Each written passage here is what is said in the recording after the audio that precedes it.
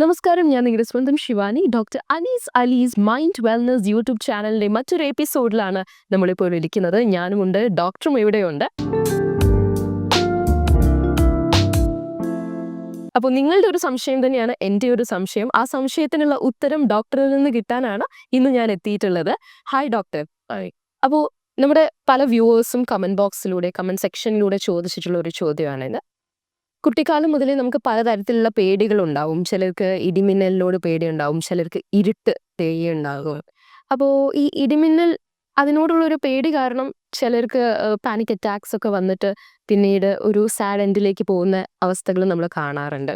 ചിലർക്ക് ഈ ഒരു പേടി ഭയങ്കര എക്സ്ട്രീം ലെവലിലേക്ക് എത്താറുണ്ട്. അപ്പോൾ എങ്ങനെയാണ് ഇതിനെ ഓവർകം ചെയ്യുന്നത്? എങ്ങനെയാണ് ഇങ്ങനെ ഒരു പേടി വന്നു പോകുന്നത് എങ്ങനെയാണ്? ഓക്കെ.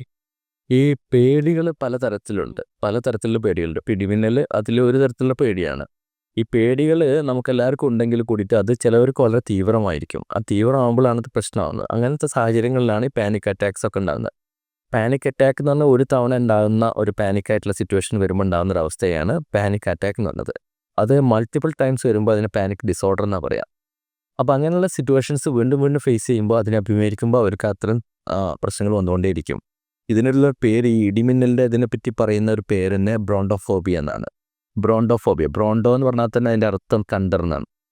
ഫോബോസ് എന്ന് പറഞ്ഞാൽ ഫിയർ. അപ്പോൾ അതിന് വന്നിട്ടുള്ള ഒരു വേർഡായിരിക്കും, അതിന് മീനിങ് ആയിരിക്കും അത് ബ്രോണ്ടോഫോബിയ അല്ലെങ്കിൽ ആസ്ട്രോഫോബിയ എന്ന് പറയുന്നത്. ഇത് രണ്ടും സെയിം തന്നെയാണ്. അപ്പോൾ ഇതിൽ ഇടിമിന്നൽ ഇതിലുണ്ടാകുന്ന ഭയത്തിനെയാണ് കൂടുതൽ ഇത് പറയുന്നത്. ഇത്തരം കാര്യങ്ങൾ അല്ലെങ്കിൽ ഇരുട്ടിനെ പേടിക്കുക അതൊക്കെ നമുക്ക് എല്ലാവർക്കും ഉള്ളതാണ്. എസ്പെഷ്യലി നമ്മുടെ നാട്ടിൽ ചില സീസണൽ വൈസ് ഇപ്പോൾ റെയിനി സീസൺ സമയത്ത് ഇത്തരം തണ്ടേഴ്സും മിന്നലുകളൊക്കെ നമ്മൾ ഉണ്ട്, നമുക്ക് കാണാറുണ്ട്, ഐ വിറ്റ്നസ്സായി കാണാറുണ്ട്. അപ്പോൾ കുട്ടികളിലൊക്കെ ഭയങ്കരമായിട്ട് പേടിയുണ്ടാവും. ചിലപ്പോൾ നമ്മളൊരു ആ ഇടിയുടെ ശബ്ദം കേട്ടപ്പോൾ തന്നെ പറയും ഇത് എവിടെയോ തട്ടിയിട്ടുണ്ടെന്നൊക്കെ നമ്മൾ പറയാറുണ്ട് സാധാരണ. കാരണം അതിൻ്റെ ആ ഇമ്പാക്റ്റ് കണ്ടിട്ട്. മാത്രമല്ല നെക്സ്റ്റ് ഡേ പത്രത്തിലും മറ്റുള്ള ന്യൂസിലൊക്കെ നമ്മൾ കേൾക്കുന്നത് ഇടിമിന്നലായിട്ട് 2 പേര് മരിച്ചു, ഏറ്റവും നല്ലത് പത്രത്തിൽ കൂടി കേൾക്കുമ്പോൾ അത് നമ്മളെ ഉത്ബോധ മനസ്സിലുള്ള ആ ഫോബിയ അല്ലെങ്കിൽ ആ ഫിയർ അത് ഒന്നിപ്പോഴും ട്രിഗർ ചെയ്തിട്ട് നമുക്ക് കൂടുതൽ പ്രശ്നങ്ങൾ ഉണ്ടാക്കാം. അപ്പോൾ അത്തരം പ്രശ്നമുള്ള ആളുകളിലേക്ക് ആ പേടി പിന്നെയും കൂടുകയാണ് ചെയ്യുന്നത്. അപ്പോൾ അത്തരമുള്ള ആളുകൾ അത് പേടിയായിട്ട് തീവ്രതയായിട്ട് വരുമ്പോൾ സ്വാഭാവികമായിട്ട് അവരുടെ അത് മനസ്സിൽ ആഘാതം സൃഷ്ടിക്കുകയും അത് പല ദൈനംദിന പ്രവൃത്തികളെ ബാധിക്കുകയൊക്കെ ചെയ്യും. അപ്പോൾ തീർച്ചയായിട്ടും ഇങ്ങനത്തെ ആളുകൾ ഒരു പ്രൊഫഷണലായിട്ടൊരു ഡോക്ടറെ സമീപിക്കണം. ഒരു ഡോക്ടറെ സമീപിച്ച് കഴിഞ്ഞാൽ ഞങ്ങൾ അതിനുള്ള ചില ടെക്നിക്സ് അവർക്ക് പറഞ്ഞു കൊടുക്കും. ഇത്തരത്തിൽ നിന്ന് മൈൻഡ് മാറ്റിയെടുക്കാനുള്ള ചില കാര്യങ്ങൾ അവർക്ക് പഠിപ്പിച്ചു കൊടുക്കും. കോഗ്നിറ്റീവ് ബിഹേവ് തെറാപ്പി എന്നൊക്കെ പറഞ്ഞ CBT എന്നൊക്കെ പറഞ്ഞ മെത്തേഡൊക്കെ ഉണ്ട്. അതിലേതാണോ എഫക്റ്റീവ് എന്താണെന്ന് ഏതാണോ അദ്ദേഹത്തിൻ്റെ കാര്യങ്ങൾ കേട്ടതിന് ശേഷം ശ്രവിച്ചതിന് ശേഷം നമ്മൾ അഡ്വൈസ് ചെയ്ത് കൊടുക്കും. ഇങ്ങനെ പോയി ഇത്ര സെഷൻസ് അറ്റൻഡ് ചെയ്ത് നമുക്കിത് കറക്റ്റ് ചെയ്യാൻ പറ്റുമെന്ന് പറയും. ആ സെഷൻസ് പൂർണ്ണമായിട്ട് സക്സസ് ആവുന്നില്ലെങ്കിൽ നമ്മൾ ചില മെഡിക്കേഷൻസിൻ്റെ സഹായം തേടും. മെഡിക്കേഷൻ ഒന്നുമല്ല, പേടി ആ ഉൾഭയം കുറയാൻ വേണ്ടിയിട്ടാണ്. അതൊന്ന് തുടക്കത്തിൽ ആ പേടി ഒന്ന് കുറയാൻ ചില മെഡിസിൻ സഹായം കിട്ടിയാൽ ഒരുപക്ഷെ നിങ്ങൾ അതിൽ ആ സ്ട്രീമിലേക്ക് അങ്ങോട്ട് കടന്നു പോയിക്കോളൂ. അപ്പോൾ പിന്നെ നിങ്ങൾക്ക് മറ്റ് അഡ്വൈസസും കാര്യങ്ങളും എഫക്റ്റീവ് ആവും. അതനുസരിച്ച് പോയി കഴിഞ്ഞാൽ നിങ്ങൾക്ക് മാറ്റിയെടുക്കാനും പറ്റും. അപ്പോൾ മെഡിസിൻ എന്ന് പറഞ്ഞാൽ ത്രൂ ഔട്ട് നമ്മൾ ലൈഫിൽ ഉടനെ മെഡിസിൻ എടുക്കുകയല്ല വേണ്ടത്. അങ്ങനെയാണ് പലർക്കുള്ള സംശയങ്ങൾ. അങ്ങനെ മരുന്ന് എടുത്തു കഴിഞ്ഞാൽ പിന്നെ കുടുങ്ങിപ്പോവോ, ജീവിതകാലം മുഴുവൻ മരുന്ന് കഴിക്കേണ്ടി വരുമോ എന്നൊക്കെ ഉള്ളതാണ്. അത് ആ ഇനീഷ്യൽ സ്റ്റേജിൽ നിങ്ങളെ ആ സ്ട്രീമൊന്ന് തെറ്റിക്കിടക്കുന്ന ആളെ ആ സ്ട്രീമിലേക്ക് പിടിച്ചിടാൻ വേണ്ടി ചിലപ്പോൾ ഉപദേശങ്ങളോ കൗൺസിലിങ്ങോ മറ്റുള്ള ടെക്നിക്സ് ഒന്നും പറഞ്ഞു തന്നാൽ ചിലപ്പോൾ നിങ്ങൾക്ക് ഉൾക്കൊള്ളാൻ സാധിക്കില്ല. കാരണം നിങ്ങളെ മൈൻഡ് ഓൾറെഡി ഫിറ്റായിട്ട് നിൽക്കുകയാണ്. അതിൽ ആ പ്രശ്നം നിങ്ങളെ മൈൻഡിലവിടെ ഫിറ്റായി നിൽക്കുകയാണ്. അത് പെട്ടെന്ന് അങ്ങ് മാറിക്കിട്ടാനൊരു പ്രയാസമാവും. അതിനെ ഒന്ന് ഹെൽപ്പ് ചെയ്യാൻ വേണ്ടിയിട്ടാണ് ഈ മെഡിസിൻ ഹെൽപ്പ്. അപ്പോൾ ഈ ഫോബിയാസ് പേടി കുറക്കാനുള്ള ചില ആൻസിയോലൈറ്റിക് ഏജൻസ് ആയിട്ടുള്ള ചില മെഡിസിൻസ് നമ്മൾ മെഡിക്കൽ സൂപ്പർവിഷനോട് കൂടി, ഡോക്ടർ സൂപ്പർവിഷനോട് കൂടി, അല്ലാതെ മെഡിക്കൽ ഷോപ്പിൽ നിന്നോ മറ്റോ ചോദിച്ച് വാങ്ങിക്കുന്ന മരുന്ന് അങ്ങനെ കഴിക്കാൻ പാടില്ല. കഴിച്ച് അത് അതിൻ്റെ ഒരു മെത്തേഡ് ഉണ്ടാവും. ഡോക്ടർക്ക് ഒരു കാഴ്ചപ്പാടുണ്ട്, ഇത്ര കാലം അല്ലെങ്കിൽ ഇത്ര മാസം കഴിച്ചിട്ട് അത് ടേപ്പർ ചെയ്തിട്ട് ഇയാളെ മറ്റേതിലേക്ക് നോർമാലിറ്റിയിലേക്ക് കൊണ്ടുവരണം. അപ്പോൾ അതോടുകൂടി ഇയാൾക്ക് കൗൺസിലിങ്ങും അതിന് വേണ്ട തെറാപ്പിയും തന്നു കഴിഞ്ഞാൽ ഇയാളെ നോർമൽ സ്ട്രീമിലേക്ക് ആക്കി കൊണ്ടുവരാനും, ഇഫ് നീഡഡ് എനി മെഡിക്കേഷൻ സപ്പോർട്ടാണ് ആവശ്യമുണ്ടെങ്കിൽ അത് വളരെ ലിമിറ്റഡ് ആയിട്ടുള്ള എന്തെങ്കിലും വേണമെങ്കിൽ മാത്രം വെച്ചുകൊണ്ട് നമുക്ക് മുന്നോട്ട് നീങ്ങി അയാളെ ലൈഫ് സുഖകരമാക്കി മാറ്റാനും സാധിക്കും. പലപ്പോഴും ഇതൊന്നും നമുക്ക് അറിയില്ല. ഇതൊക്കെ രോഗമാണോ, ഇതൊക്കെ ആരെ കാണിക്കേണ്ടത്, ഇതിനൊക്കെ ഇനി മരുന്ന് കഴിച്ച് പ്രശ്നമാവോ, ഇതൊക്കെ എല്ലാവർക്കും ഉള്ള പ്രശ്നമല്ലേ, ഇങ്ങനെയൊക്കെയാണ്. പക്ഷേ എല്ലാവർക്കും ഉള്ള പ്രശ്നങ്ങളാണെങ്കിലും ഓരോരുത്തരെ ബാധിക്കുമ്പോൾ അത് വ്യത്യസ്ത രീതിയിലാണ് ബാധിക്കുന്നത്. ഇപ്പോൾ ദുഃഖങ്ങളും പ്രശ്നങ്ങളും എല്ലാവർക്കും ഉണ്ട്. എല്ലാവരുടെ വീട്ടിലും എല്ലാവരുടെ ഫാമിലിയിലും പ്രശ്നങ്ങളൊക്കെ ഉണ്ട്. പക്ഷെ അത് ചില ആളുകൾക്ക് അത് വരുമ്പോൾ അതിനെ സഹിക്കാനും അതിനെ അതിജീവിക്കാനും പറ്റാതെ വരുമ്പോഴാണ് ഈ പ്രശ്നം. അപ്പോൾ ഒരിക്കലും ഇത്തരം കാര്യങ്ങൾ നമ്മളൊരിക്കലും ജനറലൈസ് ചെയ്യാൻ പാടില്ല. കാരണം ഞാനിപ്പോൾ ഈ കാണുന്ന ഇയാളിപ്പോൾ ഒരു മെലിഞ്ഞൊരു ഒരാളാണ്.